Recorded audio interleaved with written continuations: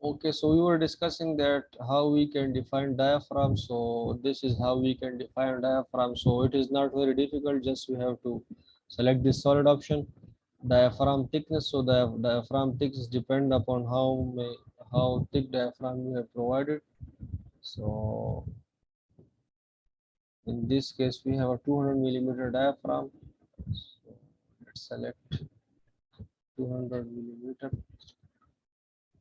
And diaphragm depth for solid girder PCI girder. So you can use this option. Use girder depth instead. So if you use girder depth instead, so what will it do? That it will assign the diaphragm toward the section from here here. But if you want to, if you have a diaphragm, let's say it has a depth up to half of the section. So in that case, you can define a you can define your own depth as well. So this is how you can define diaphragm. Now coming toward the this other substructure options that are foundations, abutments, bends, and bearings. We have already discussed restrainer. Let's see what restrainer is. So restrainer, just like the hinges, it's not our concern. It is mostly these are mostly provided uh, in steel bridges. So these are restrainers. So you see these are restrainers. The picture is not very clear, sorry for that, but these are restrainers. So these restrainers are provided to accommodate the excessive movement. So for example, is this if this girder moves excessively, or if any of these girder move excessively either in longitudinal or in transverse direction, so transverse restrainer may also be provided. So these restrainer restrain the excessive motion of the girders. So we do not provide them in the concrete bridges. We restrain these motion by either these hooks,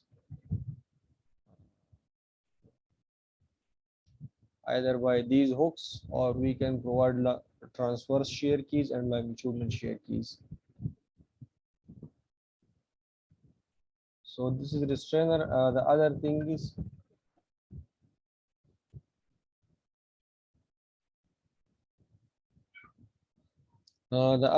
is abutment. So foundation, I will come to foundation later. So abutments are the start and the end structures at any bridge are known as abutments. So these are abutments.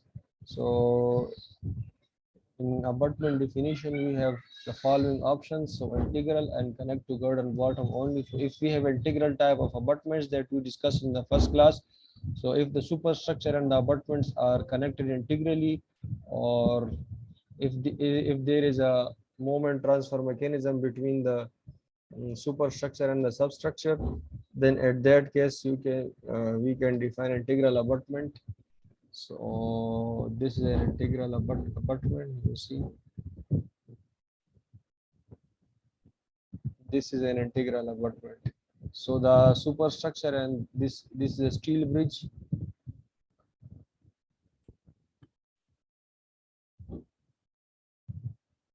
This is a steel bridge. So the girders are embedded in the abutment. So this is an integral type of. You can see that the girders are embedded in the abutment. So these are integral type of abutment. So if you have such type of connectivity, then you can define and select this option.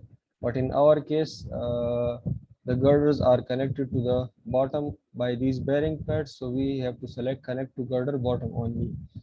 Okay, so defining the substructure, we have two options: foundation springs and continuous beams. So either we can provide foundation springs or we can provide beams. So let's say first we define these as a foundation spring. So I will show you what does this mean in a while.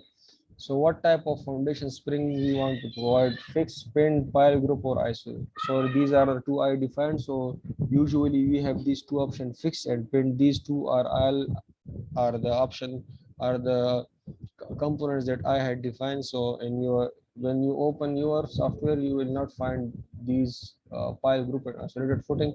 These are defined by me. You can define by default. There will be two options: fixed and pinned. So what does fixed and pinned type of foundation spring means? So let me show you.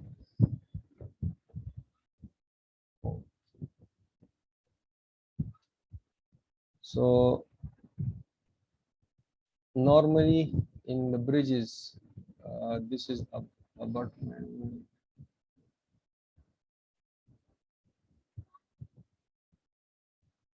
So this is abutment. You see, this is abutment.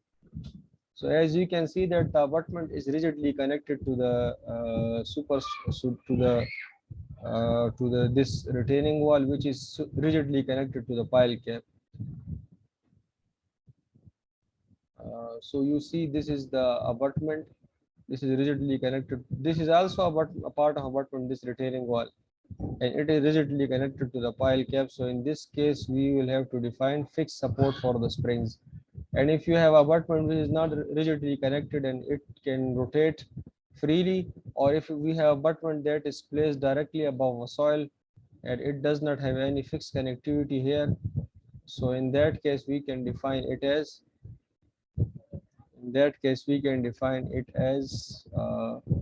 pinned. So we have these two options by defaults.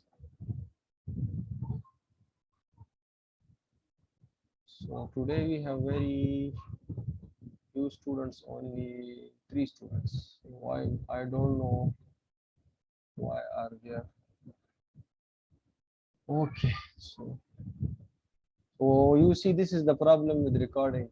So if you provide recording to students, then they don't take interest in the live class and they just wait for the recording, so they miss the session. And in recording, the problem with providing recording to student is that they get lazy and they leave it to the next day, and a cycle goes on, and at the end of the course they might not have even watched 2 or 3 lectures. So this was the organizer's decision that you have to provide recording. Otherwise, uh, if I haven't provided, I haven't opted for that option. So mostly students will be present in the class and they might have learned something, but okay, so it's their decision. So what can I say? Okay, so the first option is that you have to select connect to gutter bottom only. The second is that I selected foundation spring. I will come to this option in a while. So this is, let's say this is abutment, ABUT, abutment.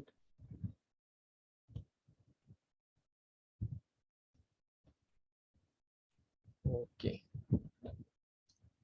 Now the next thing is, after defining abutment, so the same definition will be used for the start abutment, the end abutment as well. If I have different abutments, so for example, if at the end I have a fixed type of integral abutment, so in some bridges there are bridges in which you have one type of abutment here and other type of abutment here. So in that case, you can define different abutments. So in my case, I have a same type of abutment, so I will use the same definition for both the ends.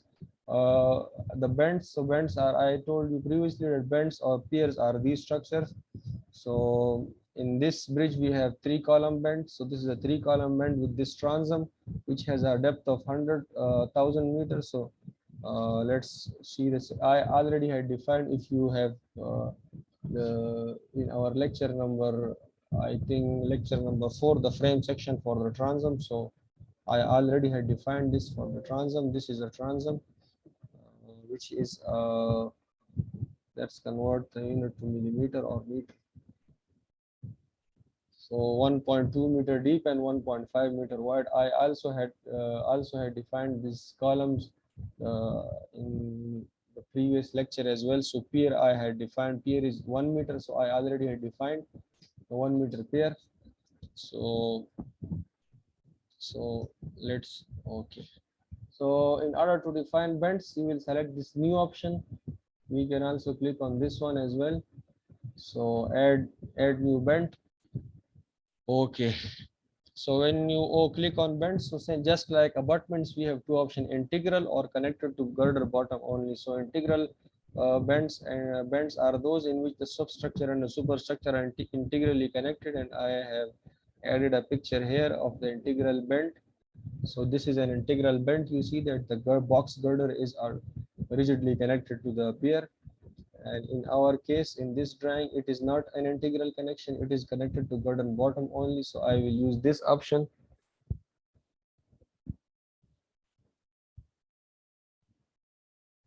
So I will use connect to girder bottom only. I will also do the integral type after this. So after this connecting, after this we have this option, single bearing line or double bearing line. So for example, if we have a bridge in which we are using a girder, which is, so for example, this is a bridge. Okay, let's open the drawing. So I will show you. So so this. So you see in this case we have two bearings. So we have two bearings, one here. So one girder is coming from this direction and the other from this direction. So we have these two bearings. So in this case we have not a continuous structure, so the girders are not connected. But in some cases, in some bridges, we might come across such superstructure in which we use a single girder. For example, this is a 14-meter girder, a single girder, but the designer has decided that it should be a continuous like beam. So in that case, we provided a single bearing here. So in that case, we provided a single bearing. I just elaborated it. So in that case, for example, if you have a single girder and you provided a bearing here, so in this case, you will select the other option, single bearing line. But in our case, we have double bearing line. So this is basically a double bearing line. This is double bearing line. One bearing line is this and one bearing. So if we have a discontinuous structure, then we will use double bearing line. If we have continuous structure, then we will use single bearing line. Okay, so did you got what I said about this single and double bearing line?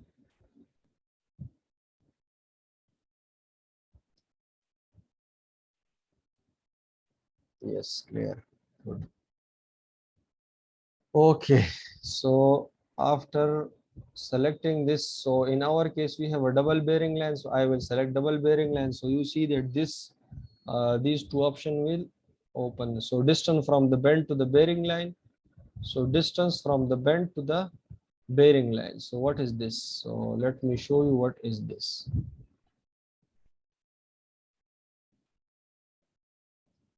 So I have modeled this all these things in shown these thing in this drawing. So in this slide. So as I told you, we have a connect to girder bottom only option because of this. The cap distance from the bend to the bearing line. So you see this is the bend. This is the plan view of this transom or bend cap, sorry. So let me zoom in. So this distance is from the center line of the transom or a center line of the bend to the center line of the bearing. So in our case, we have the distance between the two bearing line is 750. So half of this will be this distance. So this distance refer to this distance, the distance between the center line of the bend and the center line of the bearing. So in our case, we have 750 millimeters spacing between the two bearings, and the center line lies between these two. So 350 toward the left and 350 toward the right. So in our case, we have, let's 0.35 in millimeter, it will be 350. So did you got what I sorry, this is not I place. So this is 350. So did you understood what I did? What is meant by this distance from bend to the bearing line? I missed that, please. Yes. Okay, so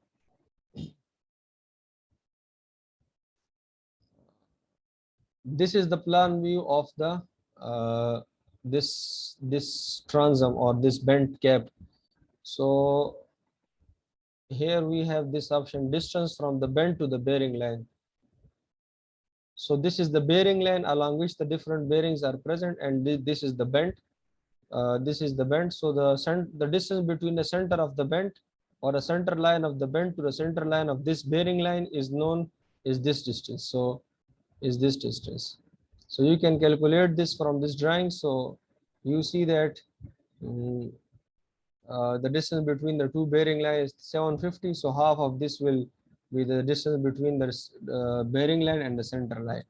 So this is meant by this distance between the bend to the bearing line. Hope you got this, sir.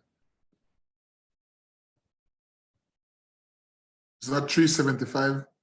Not three. Oh yes, sir. 375 exactly. Thanks for the correction. It is 375. So 375. 375. Okay. So let me correct it here as well. So I will correct it here as well. So this will be 375.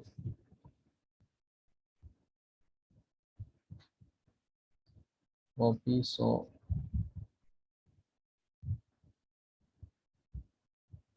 375. Thanks for the correction.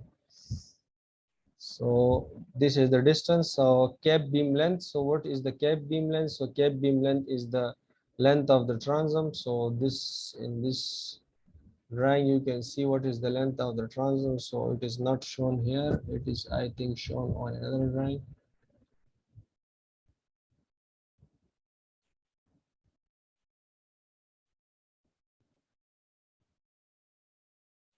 Okay, so this is the length of the cap beam, 9,200 millimeter. So 9,200 millimeter. Number of columns in our section we have 3 columns, so number of column will be 3. So I will select 3. So after defining this, when you click on this modify show column data, so this will opens. One thing more, you have to select the cap beam section. So I already had defined the section transom here. So you have to select that section for the cap beam. After selecting this, you modify show column data. So this will open. So you can now play around with the columns. So first of all, the section. So in the section, I will select pier 1, double clicking on this pier 1, double clicking on this pier 1. So all columns are same. If you haven't defined this section, you can define it from here as well. Okay, distances. So what does this distances mean? So let me show you what does this distances mean.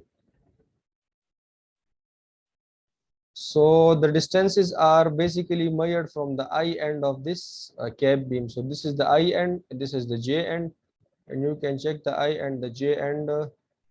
I will show you how can you check it. So these distances are from this side. So the first column is at the distance of at a distance of how much? 733 plus 5, 733 plus 500. So 500 will be to the center of this column. So it comes out to be 1.23. So the distance is 1233. The first column is at 1233. 1233, yes. So the second one will be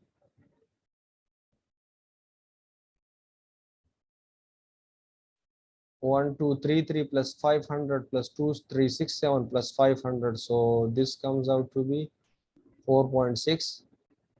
So 4600. 3667. You should calculate it again, sir. 4600. And the next one will be, so if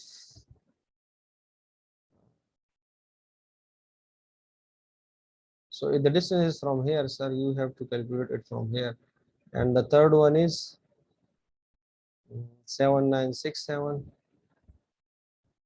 7967. So these are the distances of, this is what is meant by distance. So now height, so you can define the column height here as well. So for our case we are taking it as a 12 meter, so this is 12 meter. Got it. Okay. So 12 millimeter, meter mean 12,000 millimeters. So this is 12,000. I will change unit to meter. So we 12 meter and 12 meters. So angle is basically the angle of the column. So I have shown it here. I think I have, if I haven't, I've shown it or not. So I haven't shown it, but if you specify an angle, so it will rotate the column. So in circular case, it does not affect, because if you rotate the circular column, it will be again circular. But if you rotate a rectangular column, it will its shape will, its orientation will change. So we usually does not uh, play around with the angle and foundation. So for the superstructure analysis or for the initial analysis, we just keep it to fixed. So this is what is meant by fixed. So the column foundation will be modeled as fixed. We can also provide footing here. We will later on in this lecture, we will see how we can provide footing here. Seismic hinge data, so it is not our concern, because this setup is used when we are performing nonlinear seismic analysis, and then we have to define the hinges locations. Moment release at top of the column. So moment release, for example, if this pair is not rigidly connected, so it is not very common that we don't have a rigid connection here. Mostly we will have a moment connection here. So if there is no moment connection here, so in that case we can release the moments. So for example, if we have such type of structure that we have just placed the column here.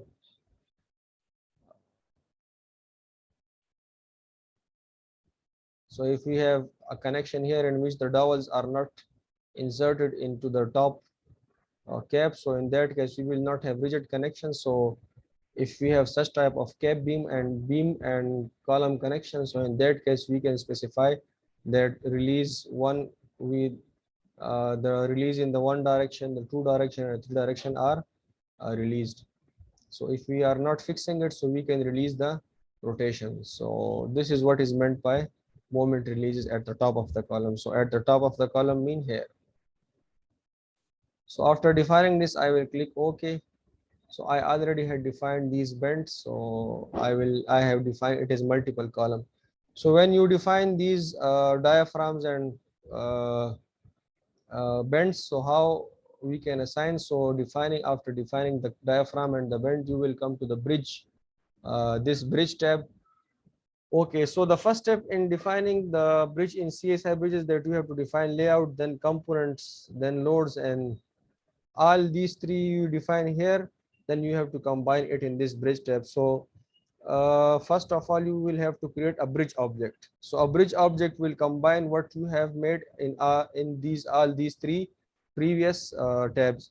So I will select this new, so this window will open up. So general bridge or segmental bridge. So I am defining a general bridge. We are not using a segmental type of construction. So I will delete this previous one. So create new journal. So you see this is the plan of the bridge. So the start station is 40 and the end station start station is 0 and the end station is 40. It has a start abutment, start support, start abutment, and end support is abutment. We do not have intermediate support. But how can we define intermediate support? It is by using this. So by you can add the intermediate support by two options, by station or by length. So if you know the station means the start station, if it either it is at 20 or 10 or 30, or by length. So if you know the span length, so you can do both. So for example, this is the first in our case we have two spans. So start station it at 0 and end station it as 20. So I will add. So you see another bend has been added and the span number 2 is automatically created. So let's say I have this bridge has 4 span and it has a 10-meter span. So I will modify this to 10-meter, modify, and let's add another span, add, okay, by length. So add another one. So this is also 10, add below. The length cannot exceed the layout line. Okay. By station, start station span 2, and station. Start station will be 10. So now I am defining it from here. Start station will be 10. The end station will be 20. So add, change to modify. Why is this not adding? Add. So yes. So if you define the end station, so let me do it again. So delete this one as well. So okay, so by station, so if I have a support at 20, so I will add, so it will automatically this define the support for me. Let's say I have two other supports at 10, add, so here, and other at 30, so add. So you can uh, uh, you can define support condition and support location here in this bridge object data. And this bridge object will automatically define the curvature of your bridge. If you have practiced the curve bridge, if you have practiced the curve bridge, which I gave to you in the lecture number 3, so you might have observed that the number of supports you add, it will automatically be added along the layout line. So you don't need to define the curvature in this. You just need to define the curvature in the layout, and the bridge will define the support automatically. So let me show you that for your as a refresher. So you see, this was our lecture number 3.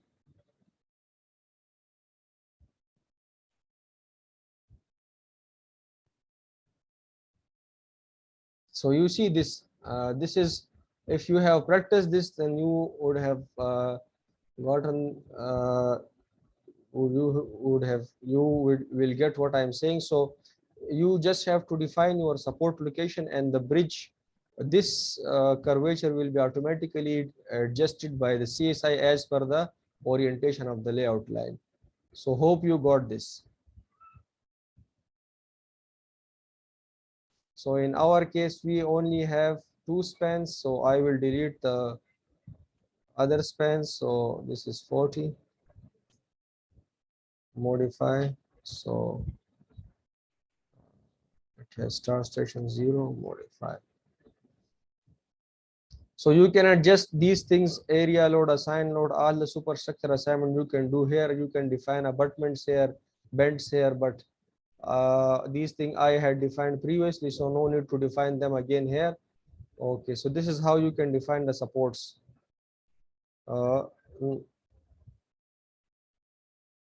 So did you got what I did so far?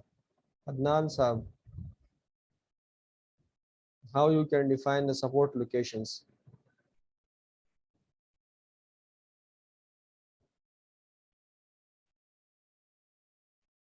Dar Saheb,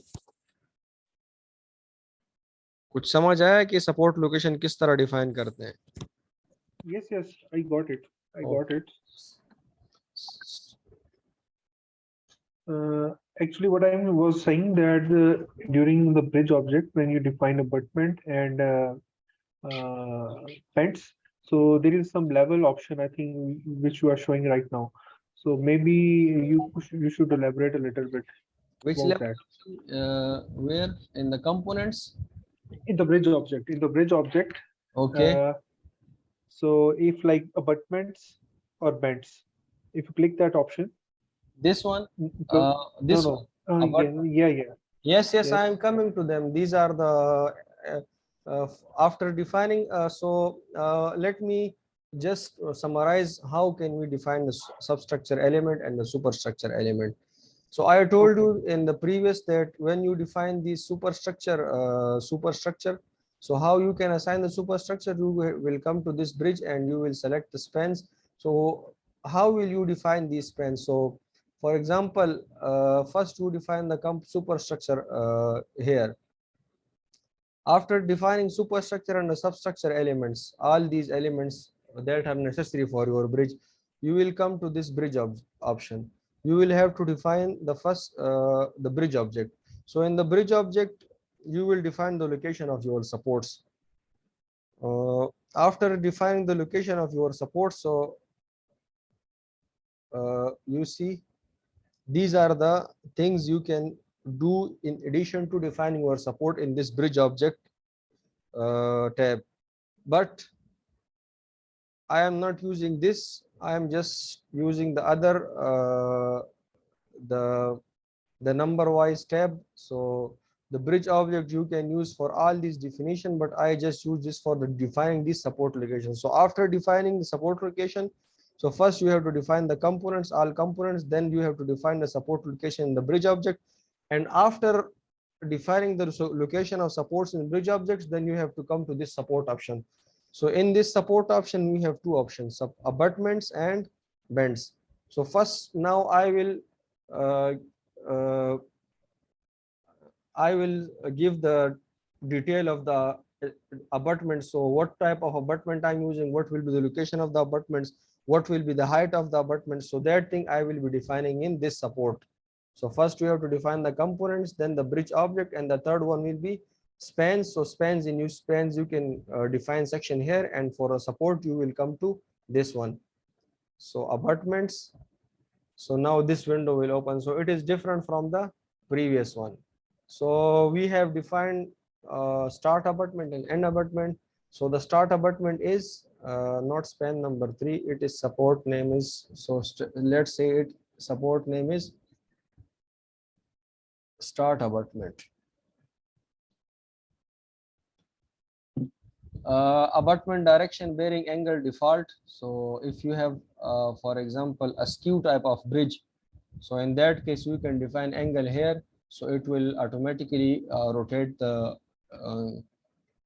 supports in that direction, but we will use defaults. Let's cancel this again, but sorry, not to bends. Oh shit, so abutments. So in the abutment option, you have these three options.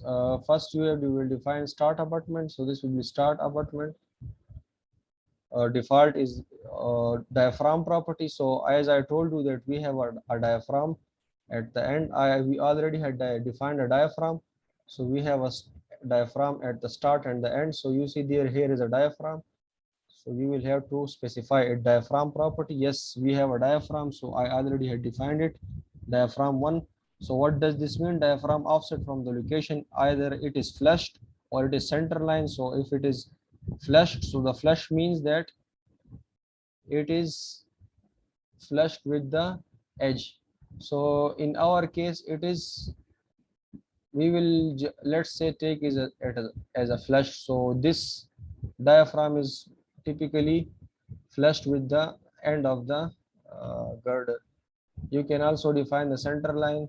So in that case, I think from offset center line, you will have to adjust it there. So let's, for now, I will select as a flush. Substructure assignment. So how the substructure is, what are the properties of substructure? So if we have no substructure element, so then we have to select none. If we have a, for none is for the case of spring. So if we have an abutment property, so we can define abutment. So we already had defined abutments. None we will use if we want to define our own abutments. For example, if you want to define a wall type abutment, then we can use this none, and we can define the abutment there at the end by drawing grids and assigning the loads there. But I have already defined abutment, so I will use the abutment. I will come to this bend property later on. So okay, substructure location, elevation Z.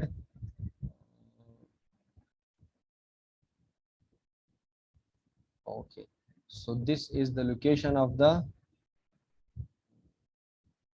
this is this location.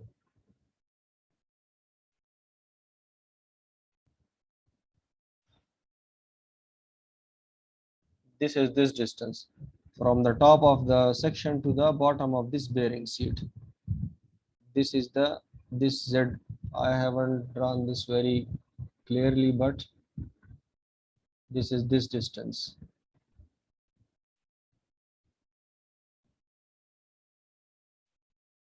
From the top of the slab to the bottom of this bearing seat. So in our case, it is how much?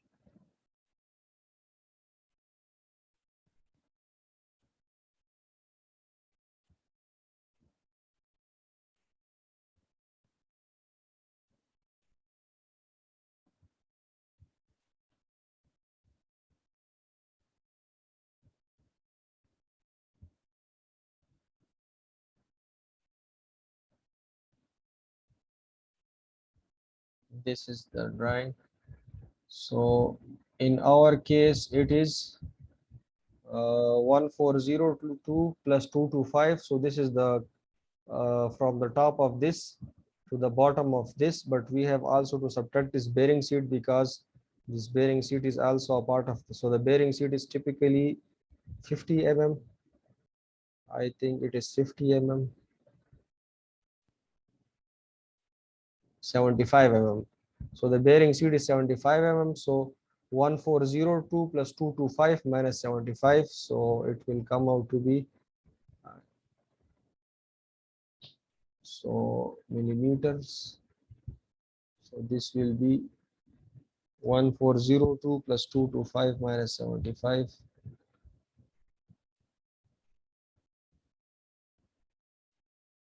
1402 plus 225 minus 75. 1552. So this is 1552. And why it is negative? Because this our origin is located at the top of the deck. So this, it will be negative distance. Okay.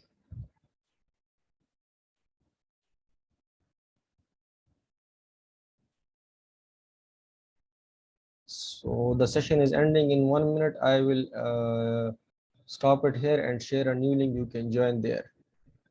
So should we continue with this lecture and complete this substructure, or should we leave it here? Let's continue from my. Okay. So I will end the meeting and I will share a new session and we can continue from here.